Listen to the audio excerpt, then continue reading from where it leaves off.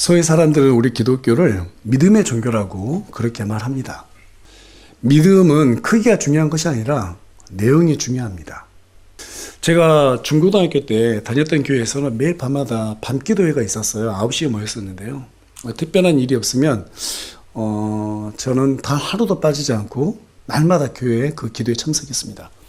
또 뿐만 아니라 주말이 되면 혼자서 교회 청소와 세차를 했고, 이사하는 성도들이 있으면 가장 먼저 달려가서 이사를 도왔고, 또 뿐만 아니라 교회에서 건축할 때도 헌금할 돈이 없잖아요. 학생이니까. 그러니까 건축하고 있는 교회 현장에 가서 인부로 일해서 번 돈으로 건축 헌금도 했습니다.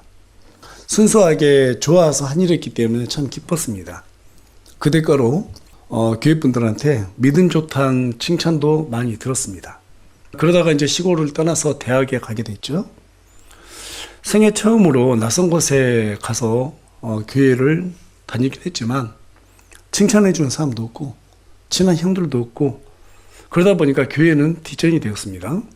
고삐 풀린 망아지처럼 날마다 술 마시고 당구 치는 데다가 돈과 시간을 허비했습니다. 부끄럽긴 하지만 사실입니다. 그렇게 1년을 딱 지냈어요. 그러다 어느 날 문득 이런 생각이 스쳐 지나갔습니다. 내가 그동안 신앙생활을 한 것이 아니라 교회 생활을 했구나. 그 생각을 하고 나니까 되게 좀 마음이 찹찹해지더라고요. 내가 이 정도밖에 안 됐나? 이런 생각이 들었거든요. 제가 왜 이렇게 여러분들께 말씀을 드리자면, 실제로 많은 사람들이 교회 생활과 믿음을 헷갈려 한다는 거예요. 저처럼 교회 생활 열심히 하고 칭찬받으면 믿음이 있는 것으로 착각하기 아주 쉽다라는 거죠.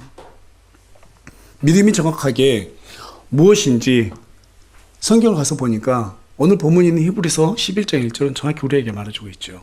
한편 믿음은 바라는 것들의 실체요, 보이지 않는 것들의 증거라고 그렇게 말해주고 있습니다.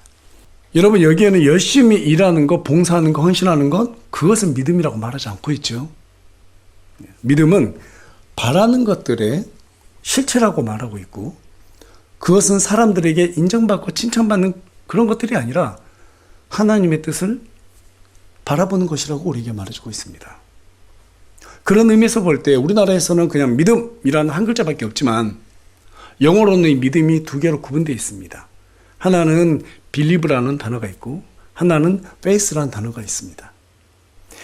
believe는 역사적인 어떤 사실이나 누군가의 이야기를 받아들이는 것이지만, 반면에 faith라고 하는 것은 경험을 통해서 어떤 특정한 사실이나 존재를 신뢰하게 되는 것을 의미하는 것입니다.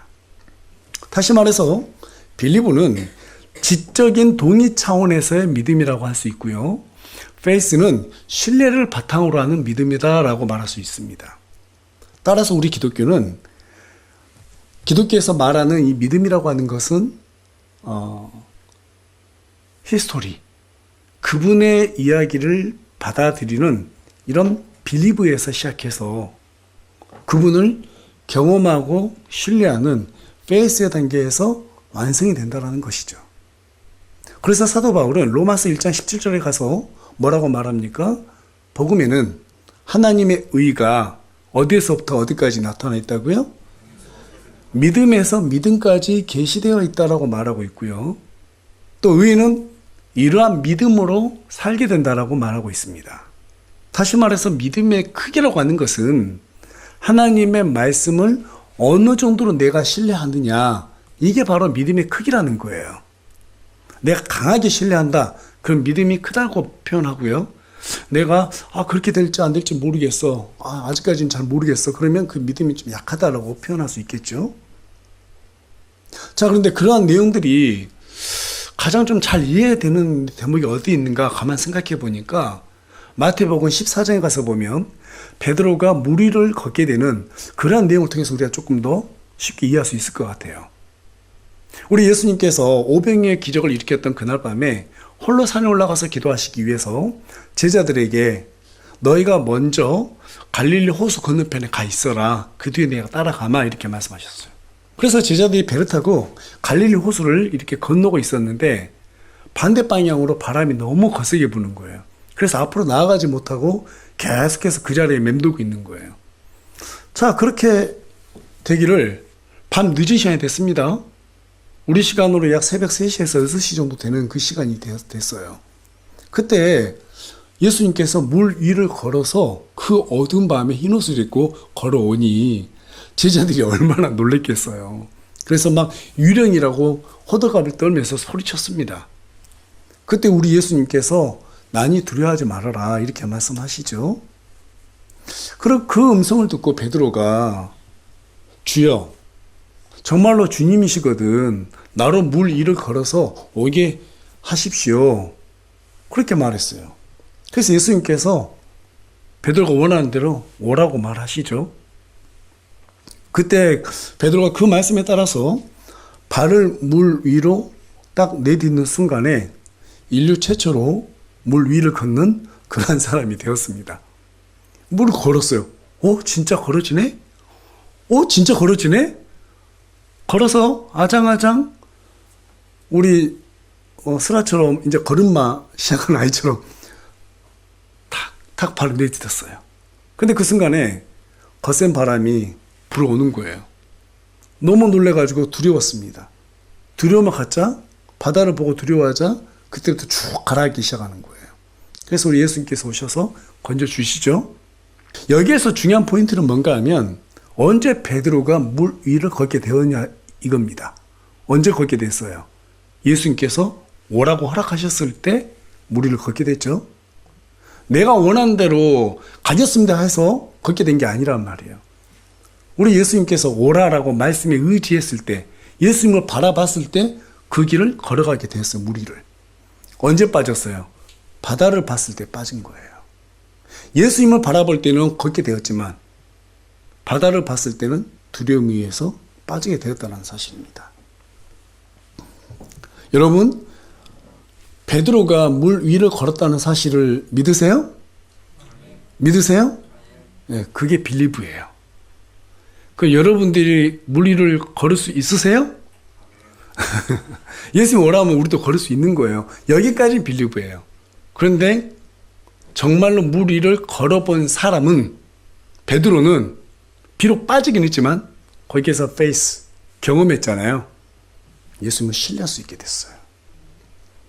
그래서 히브리서 11장 1절 믿음은 바라는 것들의 실체요 보이지 않는 것들의 증거다 이렇게 말하고 있습니다. 비록 보이지 않지만 경험을 통해서 하나님을 신뢰하게 되면 마치 그것이 보이는 것처럼 또렷해진다는 거예요. 또렷해진다는 거예요. 그렇게 하나님을 경험하는 이 믿음을 통해서 이절은 계속해서 말하죠. 장로들이 좋은 편판을 얻었다고 우리에게 말해주고 있어요. 여기에서 말하는 장로들이라고 하는 것은 히브리서 11장에 쭉 기록되어 있는 아벨, 에녹, 노아, 아브람과 사라, 이삭, 야곱, 요셉, 모세, 기드온, 바락, 삼손, 입다, 다윗, 사무엘 등등 이 수많은 믿음의 영웅들을 얘기하고 있습니다. 그들은 모든 말씀으로 살아 역사하시는 하나님을 신뢰하는 믿음으로 모든 일에 승리했던 사람들이었어요. 그들은 단지 아는 것에 머물지 않았습니다. 아는 대로 하나님께 순종했고 그 순종을 통해서 하나님을 경험하게 됐던 사람들이에요. 그래서 완전하게 하나님을 신뢰했던 사람들이었습니다. 여러분, 믿음이 지식에 머물러 있는 것은 뭐라고 그랬어요? 빌리브라고 그랬죠? 빌리브예요. 그 빌리브가 하나님을 경험하게 해주는 역할을 해줍니다. 근데 중요한 것은 우리가 움직여야 되는 거예요. 움직이지 않으면 절대로 하나님을 경험하지 못해요. 페이스를 할 수 없다 이 말이에요. 그래서 야고보서 2장 17절은 믿는다고 하면서도 행위가 없으면 그 믿음 그 자체로는 죽은 것이라고 말하고 있습니다. 아무리 우리가 입으로 하나님을 믿는다고 말씀대로 살아보겠다고 했지만 베드로처럼 용기를 내지 못한다면 절대로 하나님을 경험할 수 없다 이 말입니다. 하나님을 경험하려면 베드로처럼 용기 내서 바다에 발을 내딛어 봐야 돼요. 예수님께서 오라고 하셨잖아요. 그렇죠? 그러면 용기를 내야 되는 거예요. 그 용기를 냈을 때 우리는 비로소 하나님을 신뢰할 수 있게 된다는 거예요. 눈에 보지 않는 하나님을 어떻게 신뢰할 수 있습니까? 하나님께서 약속하신 그것들을 내가 굳게 붙들고 그렇게 살아보는 거예요. 속는 셈 치고 살아보는 거예요. 그런데 하나님께서 실제로 일하시는 거예요. 당장은 우리에게 어떤 드라마틱한 환경이 열리지 않다 하더라도 우리 인생 길지 않잖아요. 그렇죠? 성경 우리 인생의 수증기라고 말하잖아요. 하나님 입장에서 봤을 때는 바로 이루어지는 거예요. 진짜 우리에게 필요할 때 하나님께서 미리 어때요? 복을 앞에 심어 놓는다고 신명기 28장 2절을 말하고 있잖아요. 우리 하나님의 약속대로 살게 되면 진짜 우리에게 필요할 때 하나님의 응답하심이 앞날에 심겨져 있다는 거예요. 그때 우리는 그것을 거두게 되는 거예요. 하나님이 정말 잊지 않으시구나. 어떻게 나 같은 죄인에게. 참 신기한 것은요, 우리가 하나님이 경험할 때요 겸손해지더라고요. 어떻게 나 같은 사람에게, 어떻게 나 같은 인간에게, 나 같은 죄인에게 그 위대하신 하나님이 신경 쓰지? 대통령이 나에게 내 이름만 불러주고 대통령이 나에게 관심만 가져도 얼마나 놀랐겠어요. 그렇죠? 제가 예전에 잠깐 아르바이트로 가서 이제 뭐 일해보면 그 유명한 사람들 있잖아요. 만나게 되는 그런 일들을 보면 막 난리가 아니에요, 사람들이. 그 마이클 잭슨이라고 엄청 유명하지 않습니까? 한국에 왔을 때 그 사람 뭐 만나려고 손잡았는데 막 아주 그냥 그 자리에서 자지러지고요. 저는 뭐 무슨 부흥회 본 줄 알았어요.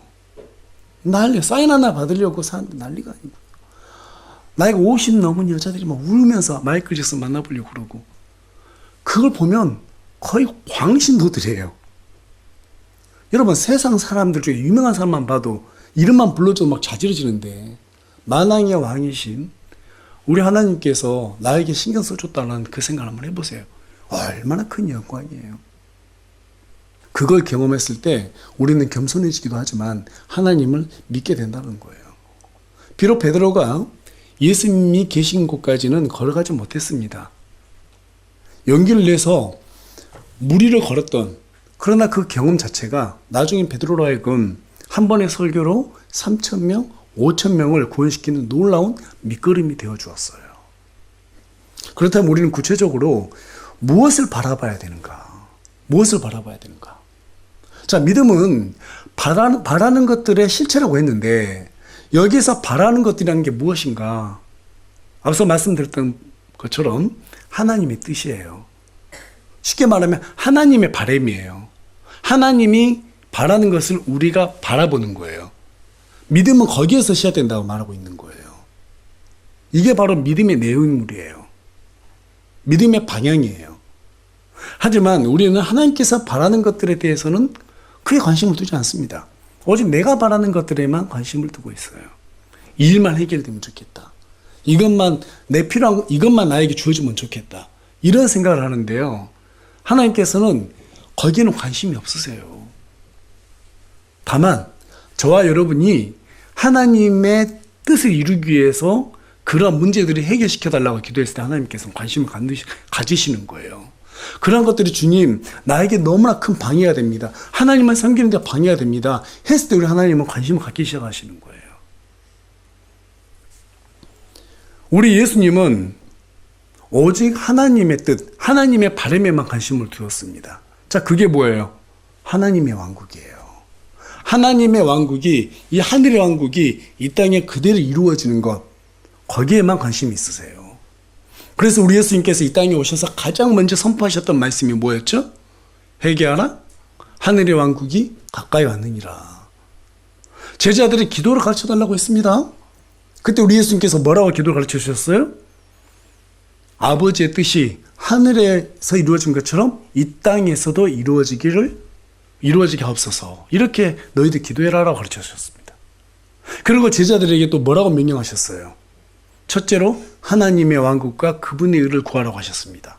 또 뿐만 아니라 우리 예수님께서 죽으시고 부활하신 뒤에 40일 동안 이 땅에 머무르셨어요. 그때 뭘 가르쳐 주셨어요? 하나님의 왕국에 대해서 가르치셨단 말이에요, 제자들에게. 초지일간 우리 예수님의 관심사는 마귀를 멸하시고 이 세상에 하나님의 왕국이 이루어지길 바라는 아버지 하나님의 바람뿐이었어요. 이 일을 위해서 주님은 자신의 피로 인류의 죄를 제거하시고 이 땅에 교회를 세우셨습니다. 그렇다면 우리는 무엇을 바라봐야 됩니까? 무엇을 바라봐야 돼요? 우리도 역시 복음으로 사람들의 생명을 살려서 이 땅이 하나님의 왕국이 되게 하는 그것을 바라봐야 되는 거예요. 이 일을 위해서 내가 살아가겠다라고 다짐했을 때 비로소 우리는 베드로처럼 용기를 내서 무리를 한번 걸어봐야겠다라고 하는 그런 믿음을 얻게 되는 거예요. 그리고 하나님은 그 일을 이루기 위해서 우리에게 확실한 한 가지 약속을 주셨습니다. 자, 우리 다 같이 요한일서 5장 14절 한 목소리 읽겠습니다. 시작. 그분 안에서 우리가 가진 확신은 이것이니 곧 우리가 그분의 뜻대로 무엇이든 구하면 그분께서 우리 말을 들으신다는 것이라. 우리에게 확신이 있다는 거예요. 그 확신이 무엇이냐? 하나님께서 원하시는 그 뜻, 마귀의 머리를 상하게 하시고 이 땅이 그리스도께서 통치하시는 하나님의 왕국이 되게 하겠다고는 그런 바람, 그 바람을 위해서 내가 뭘 해야 될지를 생각하고 그것을 위해서 하나님 앞에 구하면 무엇이든지 다 들어주겠다라는 거예요. 심지어는 우리가 그 과정에서 물질이 필요합니다. 그러면 물질을 주시고, 하나님 나에게 건강이 필요합니다. 그러면 건강을 주시고, 하나님 내가 정말 이 세상에서 하나님의 뜻을 이루기 위해서 필요한 모든 것들이 그 외에도 여러 가지가 있습니다. 그러면 다 들어주신다는 거예요. 우리가 원하는 것을 이루기 위해서 하나님께 기도하면 하나님께서 들어주지 않으신다니까요. 하나님의 뜻을 이루기 위해서 필요한 것들을 구할 때 하나님께서는 그제서야 우리의 기도를 들으신다 이 말이에요. 그게 딱 한 가지라고요. 하나님의 왕국이라는 것입니다. 따라서 믿음의 방향은 하나님의 뜻을 바라보는 것입니다. 그것을 위해서 기도하고 행동하면 믿음이 스스로 실체가 되어서 우리에게 증거로 뚝하게 나타난다는 거예요. 따라서 믿음의 첫 번째 조건은 무엇인가 하면 하나님의 바람이 내 뜻이 되게 하는 것입니다. 여러분 믿으세요? 네. 그럼에도 불구하고 왜 우리는 베드로처럼 믿었다가 또 다시 약해져서 넘어지기를 반복하는가? 여러분, 베드로가 왜 물에 빠졌어요? 바다를 바라봤잖아요. 바다는 세상을 상징하죠? 세상을 바라보니까 두려운 거예요. 아, 돈 없으면 어떻게 하지? 인맥 없으면 어떻게 하지? 당장 어떻게 살지? 막 이런 염려, 근심거리들이 가득 차게 돼 있어요. 여러분 세상 바라보세요. 근심, 염려밖에 없습니다. 맞죠? 그게 두려움을 가져오게 만들어줘요. 베드로가 세상을 상징하는 바다를 봤습니다. 바다가 막 노을이 넘치고 바람 불고 막 그래요. 옆에 보니까 제주에 타고 있던 배들은 막 술렁술렁해서 언제 넘어질지 몰라요. 근데 예수님 저 앞에 서 계세요. 여러분 예수님만 바라보면 바다가 보여요, 안 보여요? 안 보여요. 거기만 보니까, 예수님만 보니까 이게 뭐 출렁이든 말든 그게 안 보인단 말이에요. 근데 예수님만 보고 밑을 보니까 어떻게 돼요? 너무너무 무서운 거예요. 세상 보면은요 귀신 윤녀밖에 없어요. 너무너무 두려워요. 내가 어떻게 이걸 이겨내지? 앞으로 어떻게 살아갈지 깝깝할 수밖에 없어요. 근데 그냥 예수님만 보는 거예요. 약속만 붙잡는 거예요. 그렇게 용기를 내서 하나님의 일을 행하고자 하는 그런 마음이 들었을 때 하나님께서 일하신다는 거예요. 자, 그런데 중요한 것은 한 가지 꼭 사실을 이러한 용기를 내기 위해서는 기억해야 될 것들이 있는데, 그게 뭐냐면 내가 할 수 있는 일이 있고 내가 할 수 없는 일이 있다는 거예요. 이걸 정확히 구분해야 된다는 사실입니다. 바다 위를 걷게 하시는 것은 하나님, 예수님의 일이셨죠? 베드로 한 일은 뭐였어요? 오라고 하니까 발을 내딛는 것 뿐이었어요. 아브라함은 하나님께서 아버지와 본토 친척을 떠나서 내가 지시한 땅으로 가라고 했습니다. 그 땅이 어딘지도 몰랐어요. 어떤 존재들이 사는지도 몰랐습니다. 얼마나 두려웠겠어요? 또 뿐만 아니라 가는 과정에서 강도를 만날 수도 있고 또 들짐승에게 해를 당할 수도 있고요. 잘못하면 굶어 죽지 않을까? 그 엄청난 광야를 건너야 되는데 목말라 죽으면 어떻게 하지? 이런 생각도 할 수 있었을 것입니다. 그런데요, 그런 생각을 할 수 있었지만 아브라함은 계산하지 않았다는 거예요. 가라고 하니까 그냥 갔던 거예요. 내가 할 일은 가라고 한 땅으로 가라고 하니까 가는 것이고, 그 다음 일은 하나님이 하실 일이라고 생각했던 거예요. 아들 이삭을 번제물로 바치라고 했습니다. 바치라고 하니까 아브라함 그 다음날 일어나가지고 모레아산으로 갔어요. 자신이 해야 될 일은 하나님께서 바치라고 하니까 아들을 바치는 것 뿐이고, 다시 살리는 일은 하나님이 하실 일이라는 거예요. 여러분, 믿음이라는 것이 바로 이겁니다. 내가 할 일이 있고 하나님이 할 일이 있다라는 거예요. 그걸 구분하는 거예요. 계산하면 하나님 믿을 수 없어요. 믿음은 내가 할 일만 생각하고 결과는 하나님께 맡기시는 거예요. 그 약속이 지금 이루어져 있잖아요. 성경에 기록되어 있잖아요. 그 기록되어 살면 결과는 하나님이 책임지신다는 거예요. 그게 믿음이에요. 그게 믿음이에요. 광고 시간에 말씀드렸지만 주중에 필리핀 우리 김경성 교사님으로부터 이메일을 받고 통화를 했는데요. 얼마 전에 그 세부 북부에서 큰 강진이 있어가지고 동역하시는 선교사님께서 그곳에 있는 사람들을 도우면서 복음을 전하기 위해서 이동하다가 교통사고로 큰 사고를 당했습니다. 이제 목사님은 다행스럽게 그 운전석 쪽은 크게 안 다치셨는데 조수석하고 뒤에 계셨던 우리 그 목사님의 성도들은 크게 다치셨대요. 그래서 한 분은 목사님의 그 작은 아들은 골반이 으스러지고, 그 다음에 성도들 중에 어떤 분은 혼수 상태에 빠지고 뇌가 부어가지고, 사모님은 팔이 골절되고, 하여튼 큰 사고를 당하셨더라고요. 그래서 너무 다급해서 도움을 청하는 이메일을 보내와서 연락을 드렸어요. 그런데 놀라운 것은 그 선교사님이 내년에 다시 에콰도르로 가신다는 거예요. 돈이 많아서, 몸이 건강해서, 어떤 환경 같은 걸 계산하지 않는 거예요. 고려하지 않는 거예요.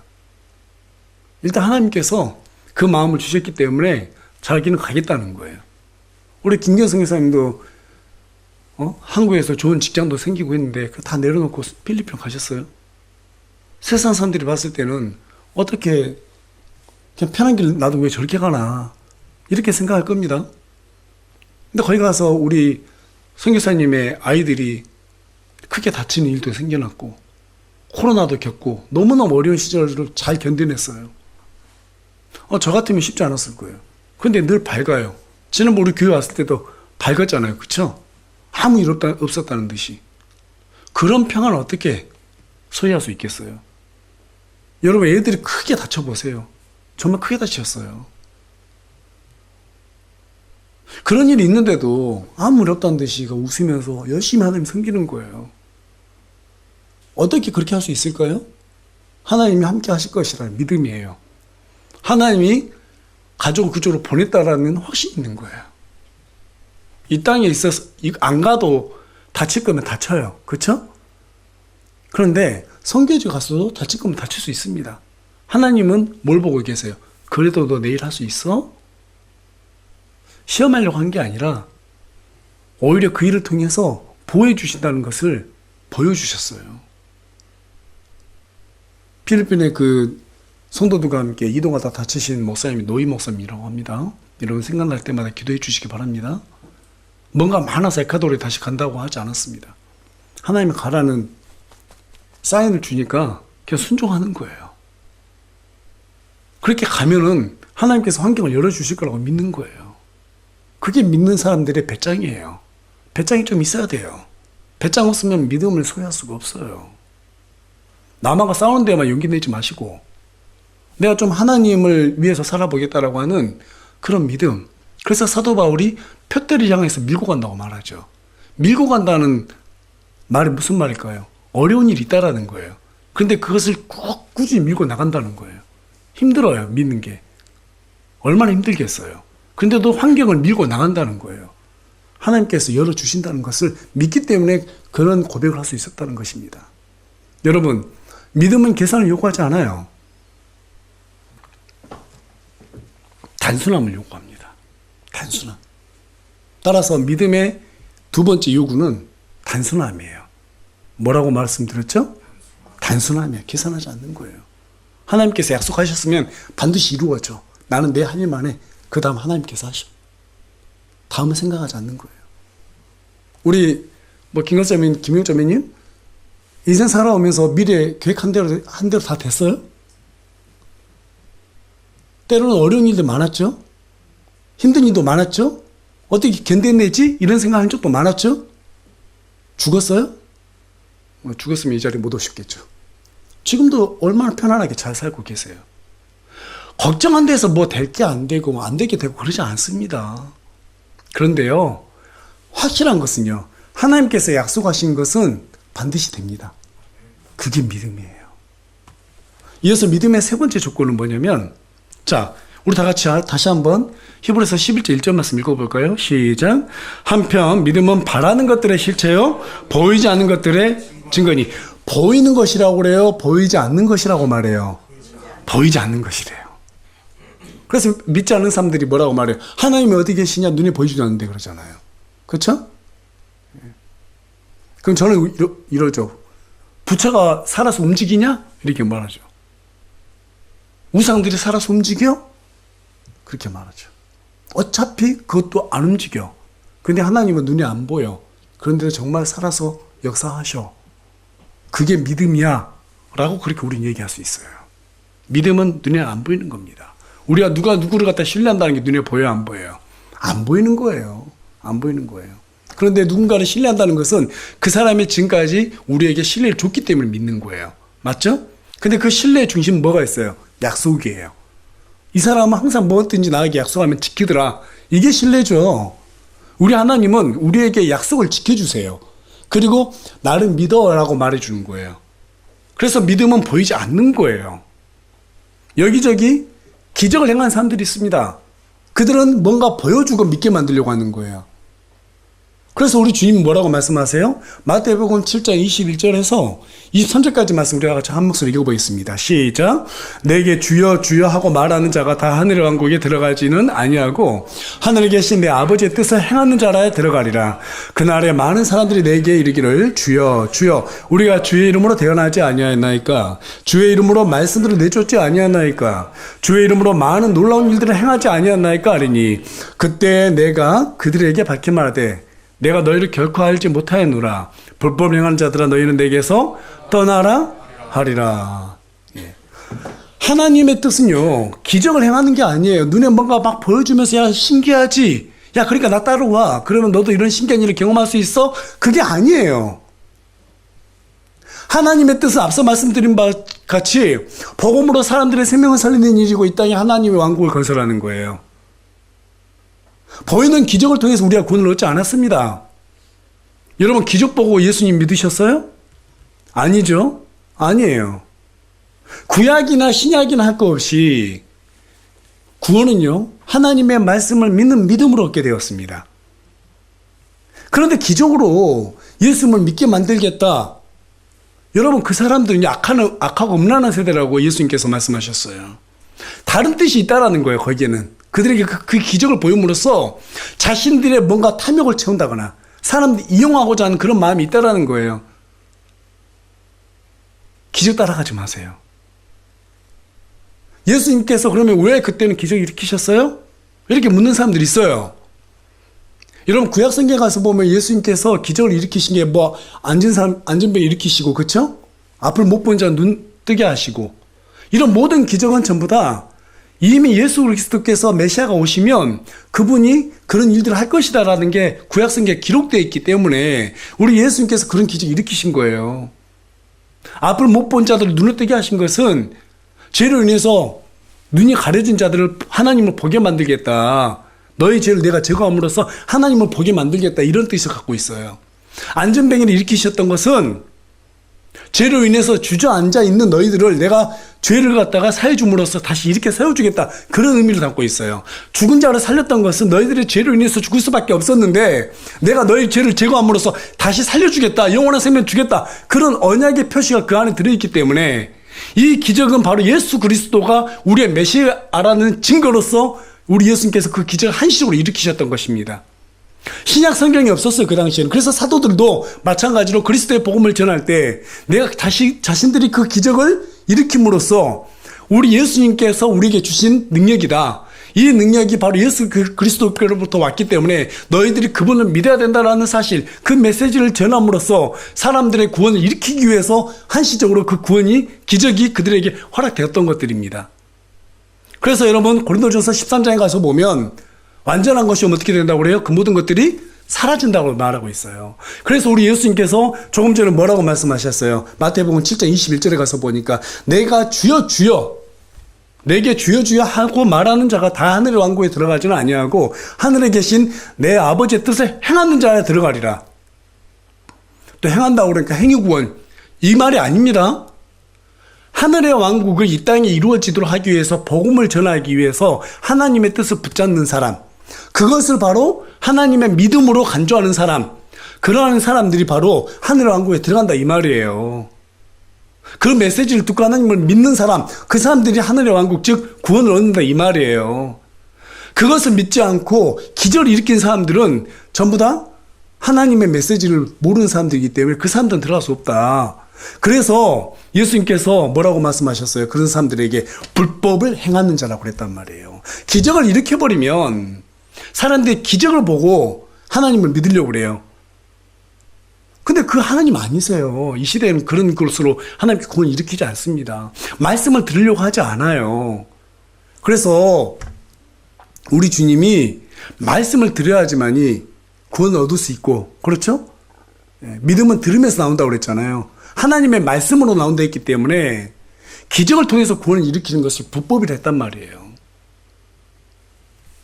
여러분, 믿음은 보이지 않는 하나님의 뜻을 위해서 살아갈 때 보지 못한 그것들이 믿음의 증거로서 실체로 드러나는 것입니다. 믿으시면 아멘.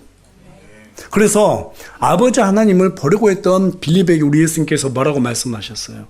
보지 않고 믿는 것이 복되다고 말씀하신 거예요. 그렇다면 어떻게 해야지 우리가 용기를 내서 모든 결과를 하나님께 다 맡기고 정말 하나님만을 바라보는 그런 믿음을 소유할 수 있을까? 우리 다 같이 히브리서 11장 13절 말씀, 자 우리 한 목소리로 크게 읽겠습니다. 시작. 이들은 다 믿음 안에서 죽었고 약속하신 것들을 받지 못하였으나 멀리서 그것들을 보고 확신하며 끌어안았고 또 땅에서는 자기들이 나그네와 순례자임을 고백하였으니. 바라보는 것은 현재 일이에요. 하지만 바라는 것이 실제로 증거로 드러나는 것은 미래의 일입니다.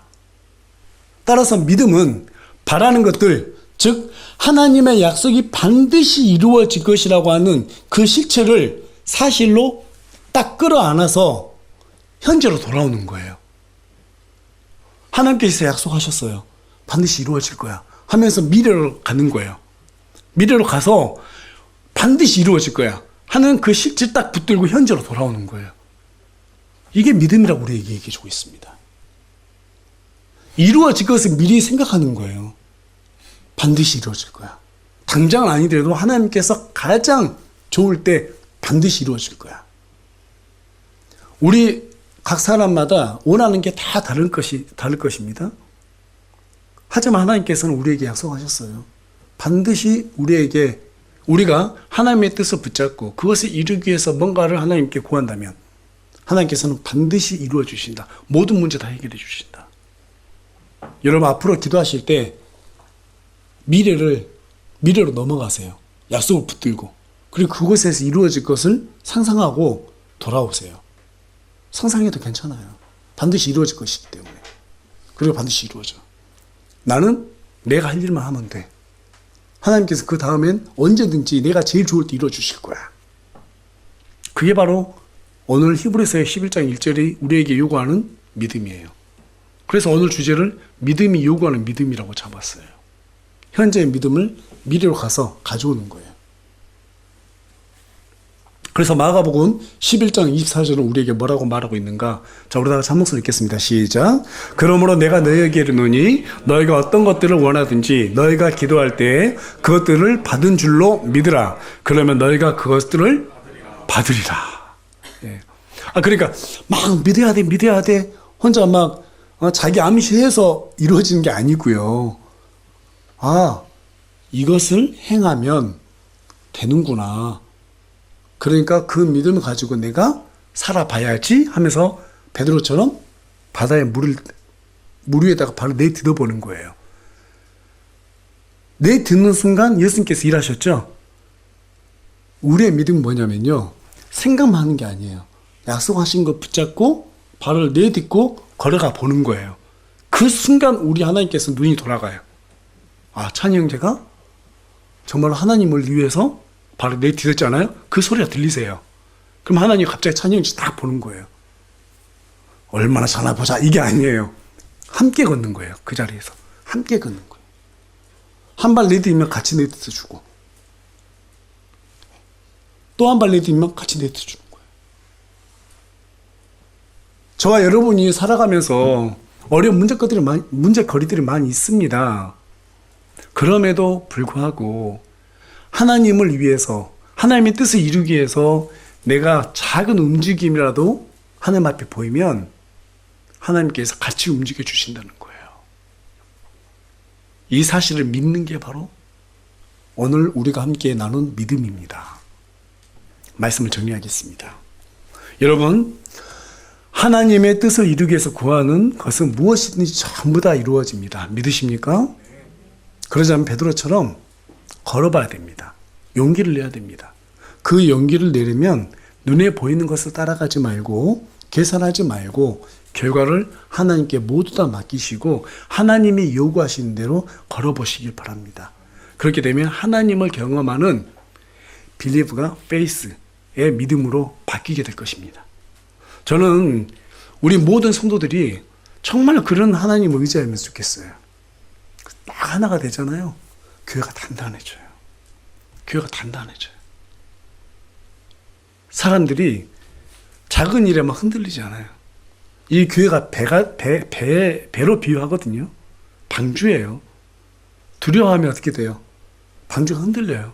아무리 요동쳐도요, 배 딱 타는 사람들이 그냥 중심을 잡고 가는 거예요. 우리 모두가 하나의 무게추에 딱 무게추가 되는 거예요. 배 중심을 잡은 무게추. 흩어져 있으면 배가 흔들려요. 그런데 딱 가운데로 모이잖아요. 무게추가 돼가지고 안 흔들립니다. 우리의 믿음이 바로 예수님의 말씀을 믿는 그 믿음으로 이렇게 모여질 때 교회가 힘을 얻고 파워를 일으킵니다. 저는 우리 세물침례 교회가 그런 파워를 일으키는 것을 늘 상상해요. 꼭 그렇게 되면 좋겠다. 그래서 제 소원이에요. 한 번 정도는 그런 교회를 꿈꾸고 그 교회를 보고 죽는 게 꿈이에요. 인생 한 번이잖아요. 너무 짧잖아요. 정말 하나님이 살아계시잖아요. 그럼 그런 하나님 우리 경험해봐야 되지 않겠어요? 그 과정이 쉽지는 않습니다. 녹록지는 않아요. 용기가 필요하기도 하고요. 희생이 필요할 때도 많이 있습니다. 그런데 그런 것들을 감수하고 나면 하나님의 약속이 이루어져요. 그게 우리의 간증이 되는 거예요. 그러면 하나님, 나중에 우리가 그리스도의 심판석 앞에 섰을 때, 세우물 침례교회 나오라 했을 때 기쁨으로 걸어나갈 수 있는 거예요. 우리가 그런 것들을 상상하면서 오실 예수님을 기다리는 그런 저와 여러분이 되기를 간절히 소망합니다.